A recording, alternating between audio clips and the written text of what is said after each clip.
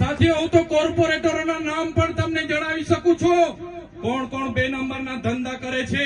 તાલુકા જિલ્લા પંચાયતના સભ્યના નામ પણ જાહેર કરી શકું છું. કોણ કોણ ધંધા કરે છે એ PIPSI ના નામ પણ જાહેર કરી શકું છું. કોણ કોણ હપ્તા લેવા જાય છે. આવનારો કાર્યક્રમ હશે. આજે તો ખાલી ટ્રેલર છે. આવનારા દિવસોમાં આવીશ, બધાના નામો જાહેર કરીને જઈશ. ત્યારે આ આદિવાસી સમાજ, આ દલિત વંચિત સમાજ, આ માઇનોરિટી સમાજે આ દેશને ઘડવાનું કામ કર્યું છે. દેશની આઝાદીમાં અમારો રાજપૂતાના સમાજ, આ બધા લોકોએ દેશની આઝાદીમાં પોતાનું યોગદાન આપ્યું, બલિદાનો આપ્યા, શહીદી વહોરી અને આ દેશને આઝાદ કર્યો. ગોરા અંગ્રેજો ત્યારે ઓળખાઈ જતા હતા, એ લોકોને ભગાડી દીધા.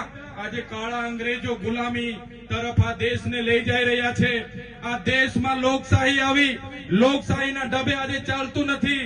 આજે અમલદારશાહી ચાલે છે, આજે નોકરશાહી ચાલે છે. ત્યારે અમે જનતાને કહેવા માંગીએ છીએ, આમ આદમી પાર્ટીની ઈમાનદાર રાજનીતિમાં તમે આવી જાઓ. આવનારા દિવસોમાં એ ભ્રષ્ટાચારી શાસનને આપણે ઉખેડીને ફેંકી દેવાનું છે. સાથીઓ, તમને ખબર છે, મનરેગાની યોજના એક કાયદો બન્યો. એ કાયદાની અંતર્ગત આપણને 100 દિવસની રોજગારી મળતી હતી. આ ભાજપના કેટલાક નેતાઓ, એમના કોન્ટ્રાક્ટરો, એમના મંત્રીઓ, એમના મંત્રીના પુત્રોએ કરોડો રૂપિયાના કૌભાંડો કર્યા.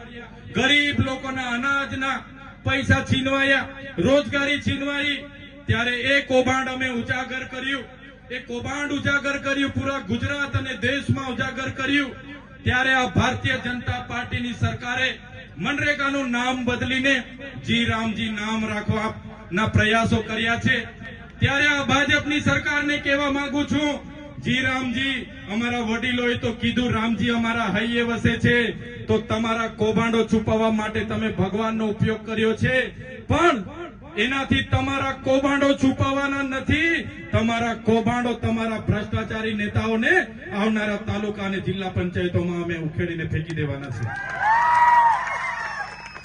તમે સાથીઓ જોયું હશે, ગામડે ગામડે નલ સે જલના નામે અહીંના ધારાસભ્યના માણસો, સાંસદના માણસોએ ગામડે ગામડે પાઇપો નાખી દીધી, નળ નાખી દીધા, અને એક પણ ગામમાં નળમાંથી પાણી નથી આવતું. અને આજે નળ અને બધા શોભાના ગાંઠિયા અમને કૌભાંડો કર્યા. ત્યારે ભારતીય જનતા પાર્ટીને એમના તાલુકા સભ્ય, એમના જિલ્લા સભ્ય, એમના મળતિયાઓ જે કૌભાંડો કર્યા છે, ત્યારે અહીંયા ઉપસ્થિત થયેલા તમામ યુવાનો, વડીલો, મારી માતા બહેનોને કહેવા માંગુ છું, આવનારી જિલ્લા પંચાયત અને તાલુકા પંચાયતમાં જેટલા પણ મનરેગાના કૌભાંડ થયા છે, જેટલા પણ નલ સે જલના કૌભાંડ થયા છે, જેટલા પણ બ્રિજ બનાવવામાં કૌભાંડ થયા છે, જેટલા પણ રોડ બનાવવામાં કૌભાંડ થયા છે, જેટલા પણ અનાજ આપવામાં કૌભાંડ થયા છે, એ તમામ કૌભાંડોનો બદલો લેવા માટે તૈયાર થઈ જાઓ.